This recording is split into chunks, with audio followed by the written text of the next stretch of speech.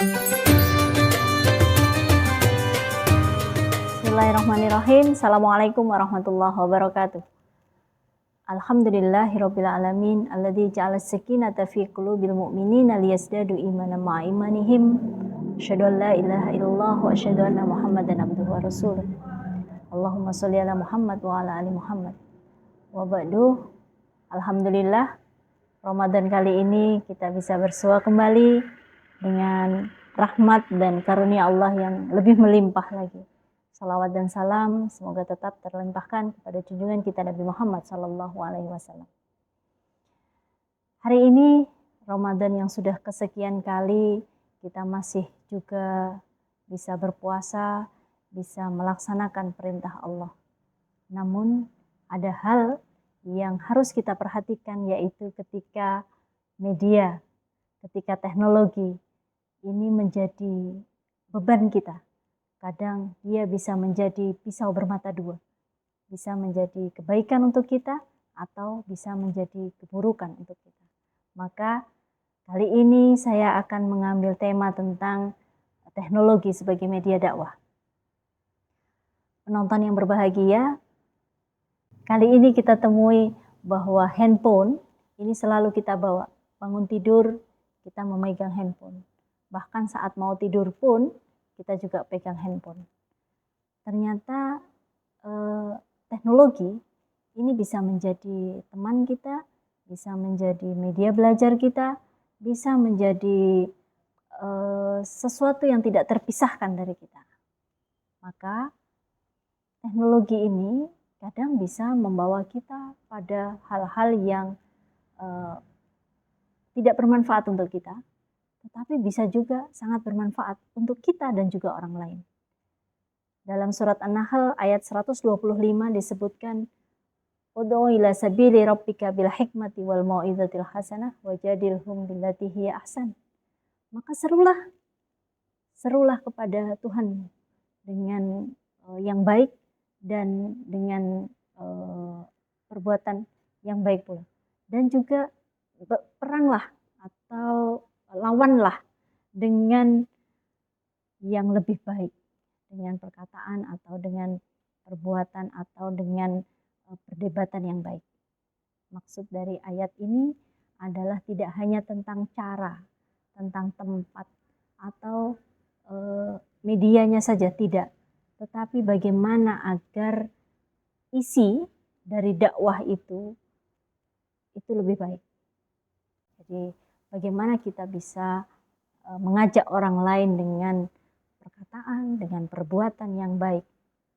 Sehingga menyeru kepada Allah itu menyeru dengan kebaikan. Dan perangilah atau berdebatlah, tapi dengan cara yang baik. Kalau hari ini kita melihat ada banyak sekali perbedaan dengan cara pandang kita, tentu bagaimana kita bisa menyeimbangkan dengan apa yang telah mereka perbuat. Kalau mereka menyebarkan informasi yang tentang hoax, nah itu mari kita counter dengan konten-konten yang memang lebih baik, konten-konten yang mengajak kepada kebaikan. Hari ini mungkin langka ditemui mahasiswa ataupun juga anak-anak muda yang membuat konten-konten kebaikan. Maka jangan salah, masuk saja di Universitas Islam Negeri Kiai Ageng Muhammad Bestari Ponorogo. Insya Allah akan dibimbing dengan baik bagaimana mereka bertutur kata dan juga berperilaku dengan yang baik. Setidaknya di dalam kelas mereka akan diajarkan tentang kebaikan-kebaikan itu. Oke. Kemudian konten-konten yang tentu mengcounter yang hoax. Jadi jangan menyebarkan berita-berita hoax. Kita harus tabayun terhadap informasi-informasi yang mungkin itu hoax. Jadi kita harus menghindarkan diri dari fitnah, ghibah, gitu ya. Jadi kita tidak terjerumus dalam media yang sangat merugikan kita. Kemudian jauhkan kita dari media ini, harusnya teknologi ini menjauhkan kita dari hal-hal yang buruk tadi, lebih baik kita bikin misalkan quote yang bermanfaat, kemudian video singkat atau kisah inspiratif dan lain sebagainya. Atau juga konten-konten tadabbur Al-Quran, tanya jawab keislaman dan lain sebagainya. Apalagi ini bulan Ramadan ya. Bagaimana kita bisa memanage waktu dengan baik, kapan kita harus scroll, kapan kita harus mencari informasi yang benar, kapan kita harus membaca Al-Quran. Jadi jangan kalahkan membaca Al-Quran dengan bermedia sosial. Jadi keuntungan dakwah digital ini tentu luar biasa, di mana konten itu akan establish ya, akan tetap mempunyai makna, mempunyai pahala, dan nilai-nilai ini yang kita butuhkan saat ini. Karena banyak sekali bertebaran konten-konten yang tidak bermanfaat. Tantangannya tentu banyak sekali, karena saat ini hoaks dan informasi palsu itu masih bertebaran di masyarakat.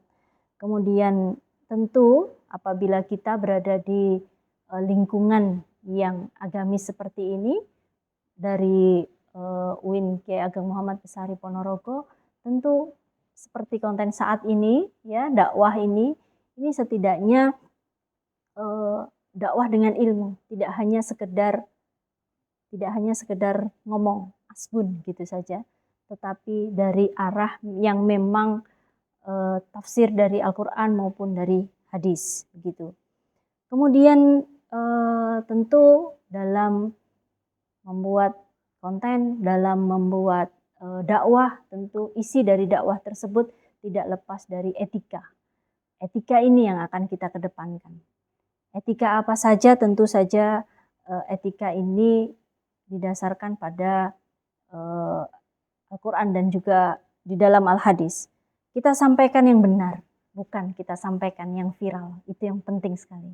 Kita sampaikan yang benar, bukan yang viral.